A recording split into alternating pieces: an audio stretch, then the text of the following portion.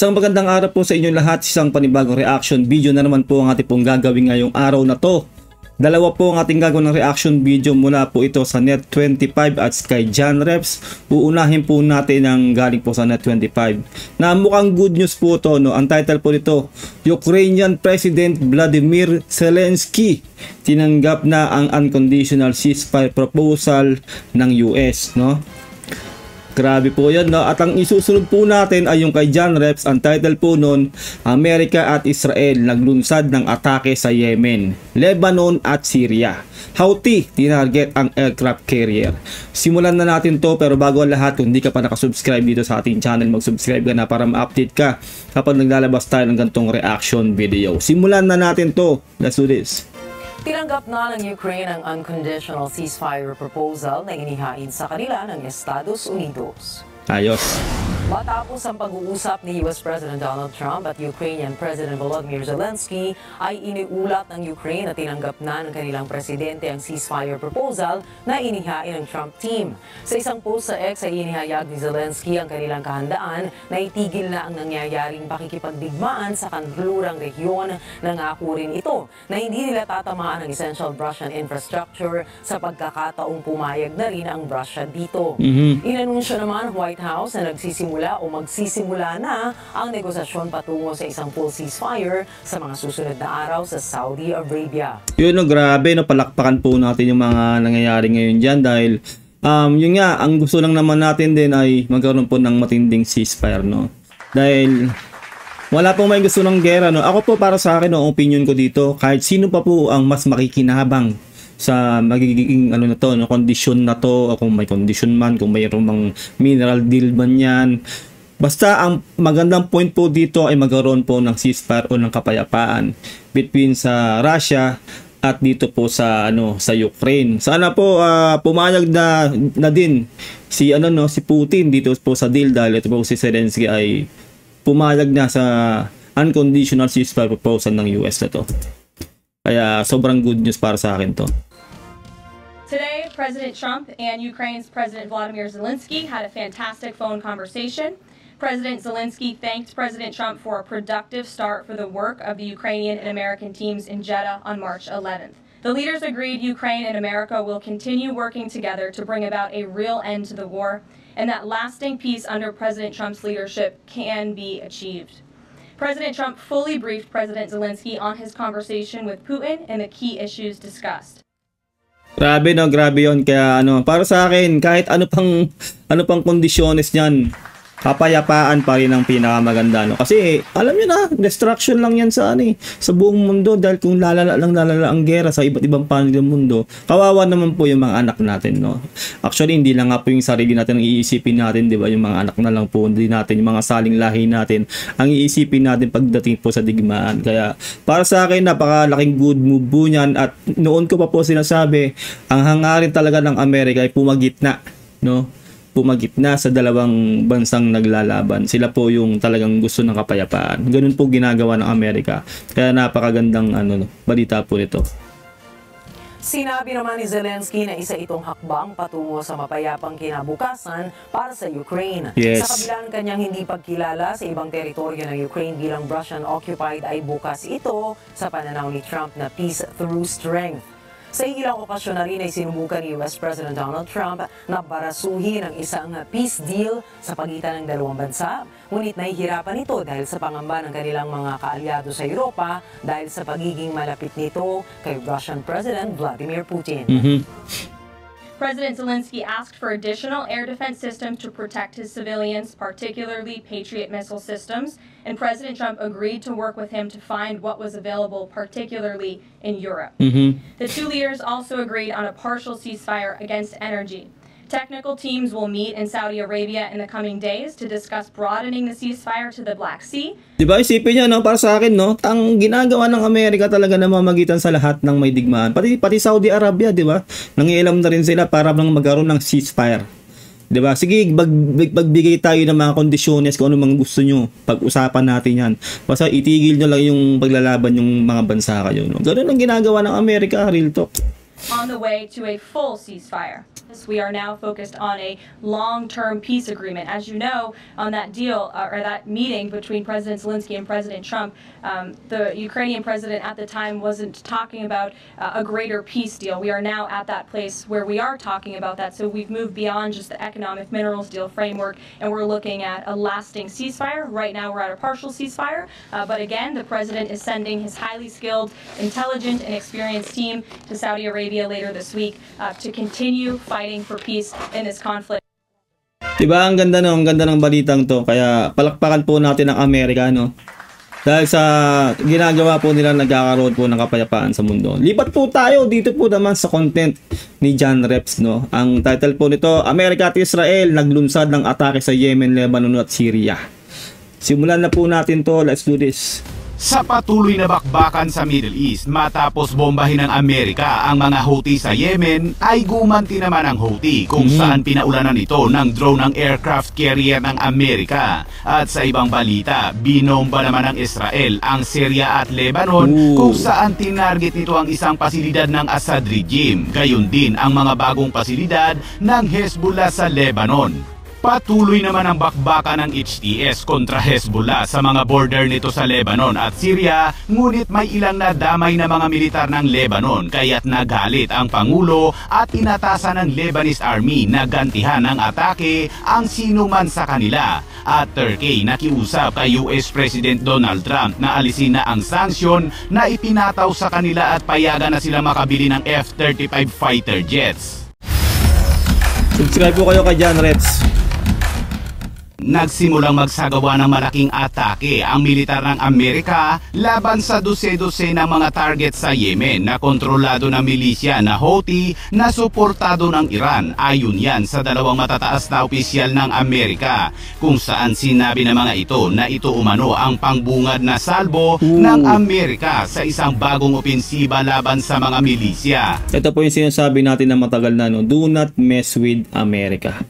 Dahil napakalakas po ng Amerika, no? Solid na solid. At pag sinabi ng Amerika na atake yan, hindi po nambablap ang Amerika. Ganun po, no? Kaya nga po, di ba, itong nakaraan lang ay umurong na rin tong China sa pahayag nila na gera kung gera hanggang huli, di ba? Nagbago yung statement yung China kasi alam nila na may pupulutin sila sa kangkungan, no? Kapag talagang gusto nilang makipagdigma sa Amerika. Hindi po basta-basta makipagdigma sa Amerika. Sobrang lakas po niyan. Nakikita naman po talaga natin yan ever since, no? Ang Amerika po ay batak sa gera.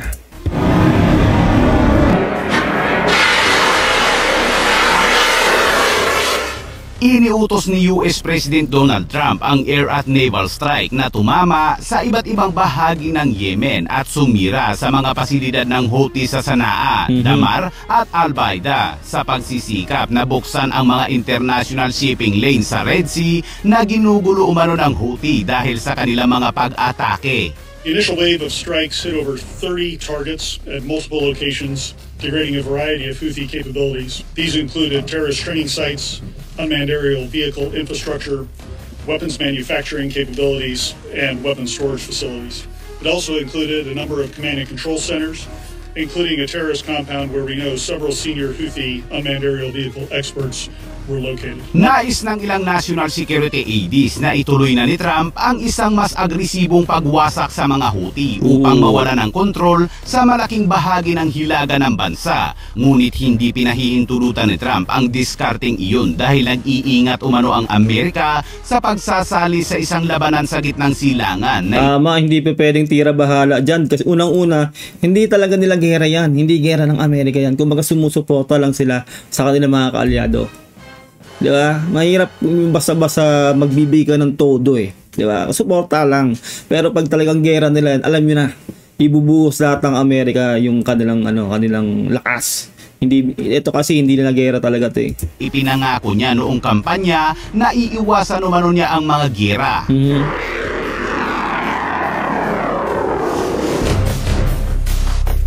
Grabe! Matapos ang mga pag-ataking yan ng Amerika noong Sabado kung saan 31 ang naiulat na natodas ay gumanti naman ng atake ang Houthi kung saan nagpakawala ito ng dose-dose ng mga drone at tinarget ang aircraft carrier ng Amerika na USS Harry Truman. Ngunit ayon sa isang senior defense official ay napabagsak ng carrier strike group ang mga drone ng Houthi bago pa man makarating sa kanilang aircraft carrier. Nako Houthi, do not poke the bear. Sinasabi ko sa inyo. Wag niyong ganyanin ang Amerika. Naku, pag yan napikon-pikon talaga sa inyo, pag binuhusan kayo ng matinding persa niyan, yari kayo talaga, lagas kayo dyan. You come in, but we have no credible indications of any civilian casualties. Houthis claim to have tried to attack the Harry S. Truman. Quite frankly, it's hard to tell because while we're executing precision strikes, they missed by over 100 miles. I would just tell you, their effectiveness... Grabe, no, tinawanan lang sila, di ba? They missed over 100 miles, di ba? Ganun, tinatawanan lang sila ng Amerika dahil hindi nga sila tumatama, no? Grabe tong grabe tong Amerika talaga, tinan niyo no? Houthis claim to have tried to attack the Harry S. Truman. Quite frankly, it's hard to tell because while we're executing precision strikes, they missed by over 100 miles. I would just tell you, their effectiveness, I would question anything that they claim in the press that they're doing or not doing. So, pwedeng fake news nga, no, na parang hindi naman pala tinamaan yung Harry S. Truman na yon, no, na carrier. Parang sinasabi lang ng Houthi na kasi sinabi, di ba, 100 miles na hindi sila tumama, at tumawa lang sila, grabe yan. Quite frankly, it's hard to tell because while we're executing precision strikes, they missed by over 100 miles.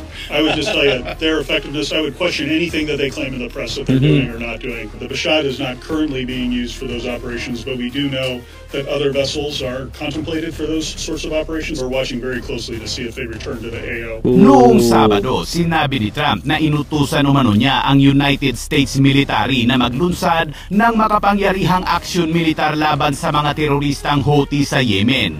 Makikita din sa larawang inilabas ni Rubio na live na pinapanood ni Trump ang pag-atake ng US Air Force sa mga pasilidad ng Houthi. Grabe, no, hands-on, men. Hands-on si Donald Trump sa mga pag-atake nila. Ang tindi ng presidente talaga, ni President Trump talaga rin, talagang siya. Ayaw niya nung nale-left out siya, gusto niya nakikita niya lahat ng nangyayari. Saka yung utos niya, gusto niya makita kung talagang ginagawa ba nung kanyang mga tao. Galing nun. Ni Trump ang pag-atake ng US Air Force sa mga pasilidad ng Houthi. Matapos ang palpak na ganti ng Houthi ay muli na namang umatake ang Amerika, kaya umabot sa 53 ang natodas na Houthi. Ayon sa report ay nasa 30 sites ng Houthi ang winasak ng Amerika, kabilang ang mga training facilities at mga drone facilities. Lalong tumitindi ang mga bombahan sa Middle East dahil habang umaatake ang Amerika, ang Israel naman ay abala naman sa pambobomba sa Lebanon at Syria. Sa Lebanon ay muling naglunsad ng airstrike ang Israel at winasak ang mga nadiskubring bagong mga pasilidad ng Hezbollah, habang sa Syria naman ay winasak ng Israel ang ilang natitirang pasilidad ng rehimeng Assad sa Daara province sa Syria. Grabe, sobrang gulo sa Middle East, no? Mulat sa pool pa po yan, no? Hindi pa tayo pinapanganak halos.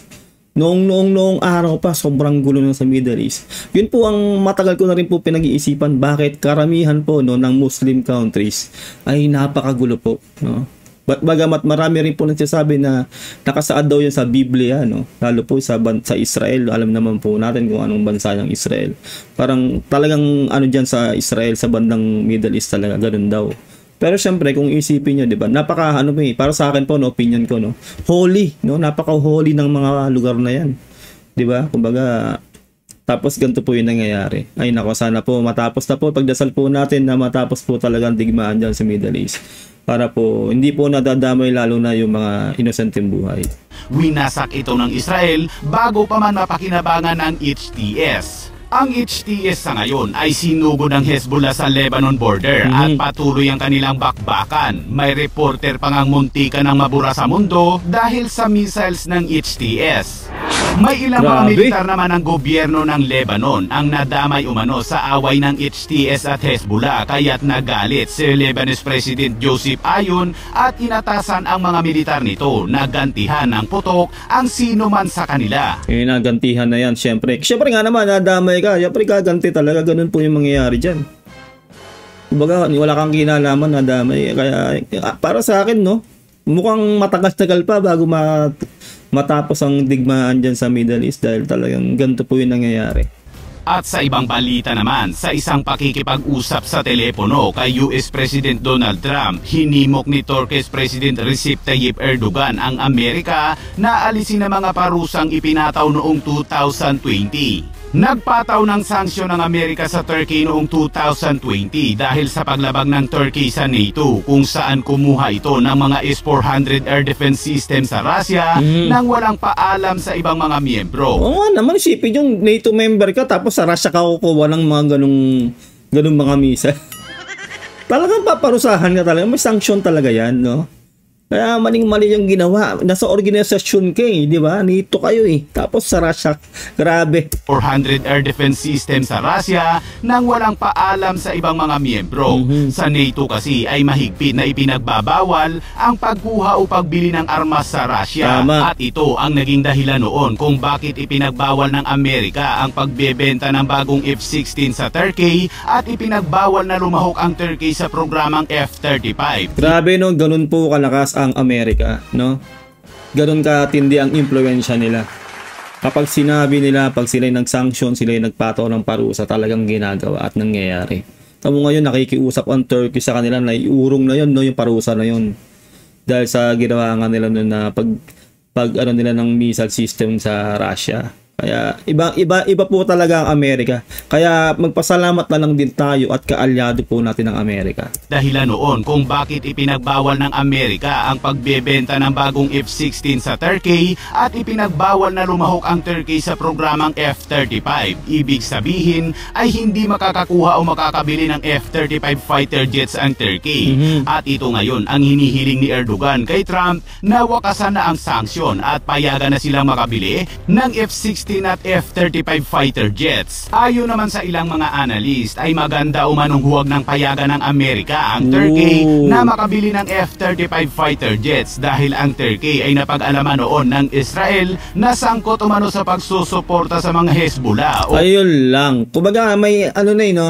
May bahid na ng pagtatraidor. Di ba? Kumbaga hindi mo pagkakatiwalaan yung Turkey. Kasi isipin mo, NATO kayo, di ba?